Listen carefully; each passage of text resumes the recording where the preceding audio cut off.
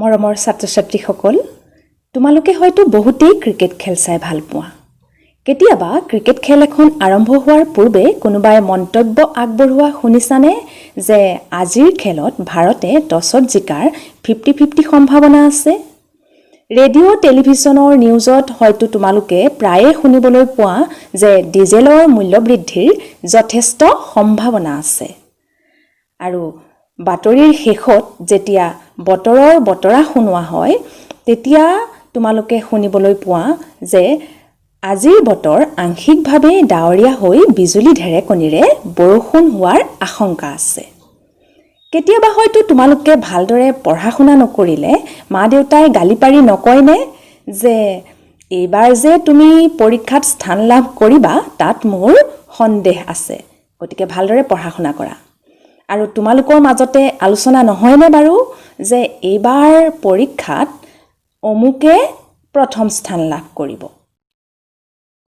এনেধৰণৰ কথোপকথন বা আলোচনাসমূহত সম্ভৱতঃ, সন্দেহ, আশংকা, সম্ভাৱনা, খুব সম্ভৱ, হয়তো ইত্যাদি শব্দসমূহত অনিশ্চয়তাৰ এক উপাদান নিহিত হৈ আছে, য'ত একো-একোটা সদৃশ ধৰণৰ বাতাবৰণ বা ফলাফলৰ আগজাননী বা ভৱিষ্যতবাণী কৰা হৈছে।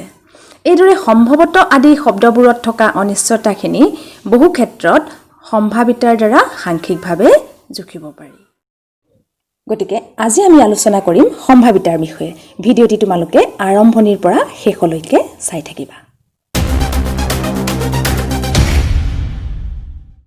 কোৱা হয় যে সম্ভাৱিতাৰ জন্ম যদিও জুৱা খেলৰ পৰাই হৈছিল, অন্যান্য কিছু ক্ষেত্ৰতো যেনে ভৌতিক বিজ্ঞান, বাণিজ্য, জীৱবিজ্ঞান, চিকিৎসা বিজ্ঞান, বতৰ বিজ্ঞান আদিতো ইয়াৰ ব্যাপক ব্যৱহাৰ আছে। 1654 খ্ৰীষ্টাব্দত চেভেলিয়েৰ ডি মেৰে নামৰ জুৱাৰী এজনে বিখ্যাত ফৰাচী দাৰ্শনিক আৰু গণিতজ্ঞ ব্লেইজ পাস্কেলক পাশা খেলৰ কেইটামান বিশেষ সমস্যা সম্পৰ্কত লগ ধৰিছিল।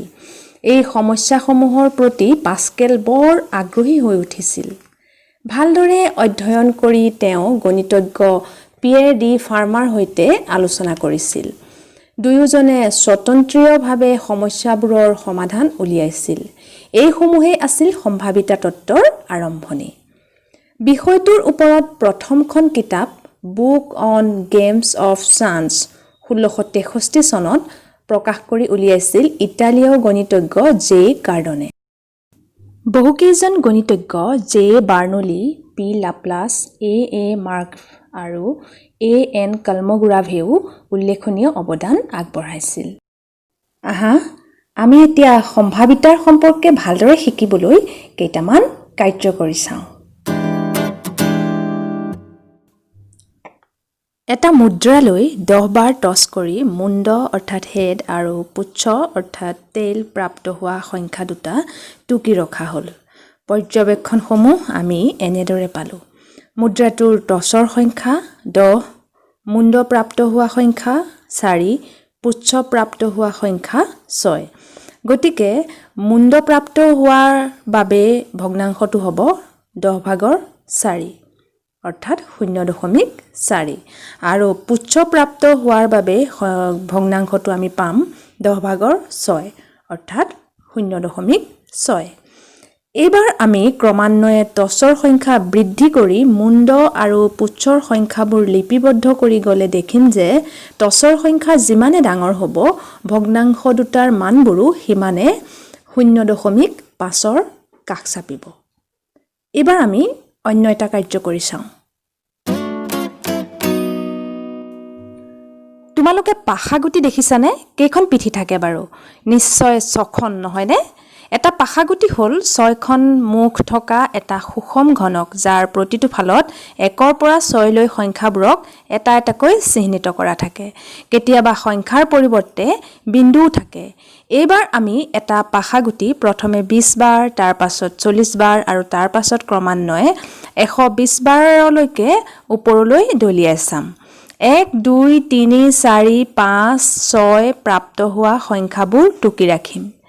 এই তালিকাখনত দিয়াৰ দৰে এখন তালিকা তৈয়াৰ কৰি পৰ্যবেক্ষণসমূহ লিপিবদ্ধ কৰিম আৰু এই ভগ্নাংশবোৰৰ মান উলিয়াম। পাশাগুটিটো দলিওৱাৰ মুঠ সংখ্যা হ'ব 120 এতিয়া পাশাগুটিটোৰ তলৰ সংখ্যাবোৰৰ মুখবোৰ প্ৰাপ্ত হোৱা সংখ্যা হ'ব 1 2 3 4 5 আৰু 6 প্ৰাপ্ত হোৱাৰ বাবে ভগ্নাংশসমূহ আমি উলিয়াম এতিয়া পাশাগুটিটোৰ দলিৰ সংখ্যা যিমানে বৃদ্ধি পাব সিমানে আমি দেখিম যে প্ৰতিটো ভগ্নাংশৰ মান ছভাগৰ 1ৰ নিচেই কাষ চাপিব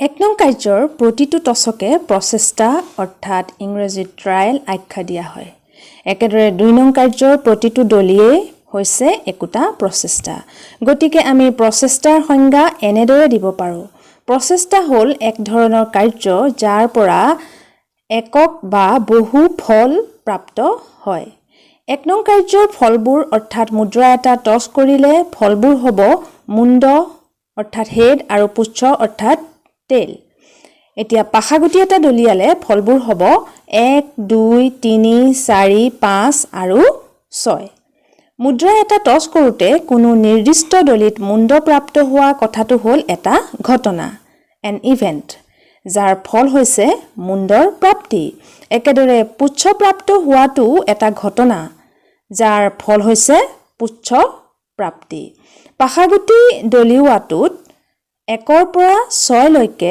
যিকোনো এটা নিৰ্দিষ্ট সংখ্যা পোৱাটো এটা ঘটনা যাৰ ফল হৈছে নিৰ্দিষ্ট সংখ্যাটো পোৱাটো গতিকে এটা পৰীক্ষাৰ ক্ষেত্ৰত এটা ঘটনা হ'ল পৰীক্ষাটোৰ কিছুমান ফলৰ সমষ্টি আমি যাক আমাৰ প্ৰচেষ্টাৰ ফল বুলি গণ্য কৰোঁ তাৰ ওপৰত নিৰ্ভৰ কৰি পৰীক্ষামূলক এক্সপেৰিমেণ্টেল বা এম্পিৰিকেল সম্ভাৱিতা নিৰ্ণয় কৰোঁ ধৰো মুঠ প্ৰচেষ্টাৰ সংখ্যা n যিকোনো ঘটনা সংঘটিত হোৱাৰ বাবে ব্যৱহাৰিক সম্ভাৱিতা p ৰ মান হ'ব p is equal to প্ৰচেষ্টাৰ সংখ্যা যিবোৰত ঘটনাটো সংঘটিত হৈছে divided by মুঠ প্ৰচেষ্টাৰ সংখ্যা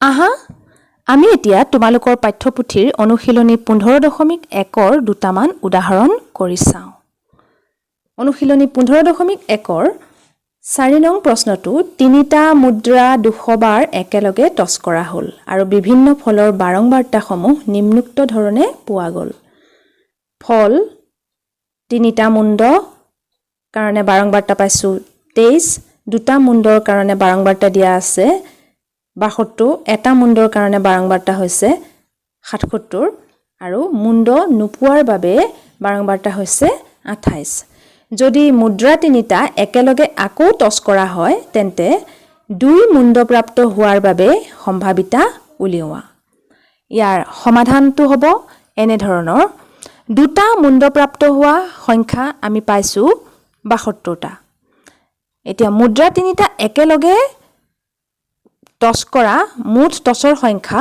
হৈছে 200 গতিকে 2 মুণ্ড প্ৰাপ্ত হোৱাৰ বাবে সম্ভাৱিতা PE সমান দুটা মুণ্ড প্ৰাপ্ত হোৱা ফলৰ সংখ্যাক আমি মুঠ টচৰ সংখ্যাৰে হৰণ কৰিব লাগিব গতিকে আমি পাইছো 200 ভাগৰ 72 সমান 25 ভাগৰ 9 গতিকে নিৰ্ণয় সম্ভাৱিতা PE সমান 25 ভাগৰ 9 11 নম্বৰ প্ৰশ্নটো প্ৰত্যেকতে 5 কিলোগ্ৰাম বুলি চিহ্নিত কৰা গম আটাৰ 11টা মোনাত প্ৰকৃততে আটাৰ ওজন আছিল নিম্নোক্ত ধৰণৰ 4.97 5.05 5.08 5.03 5.00 5.06 5.08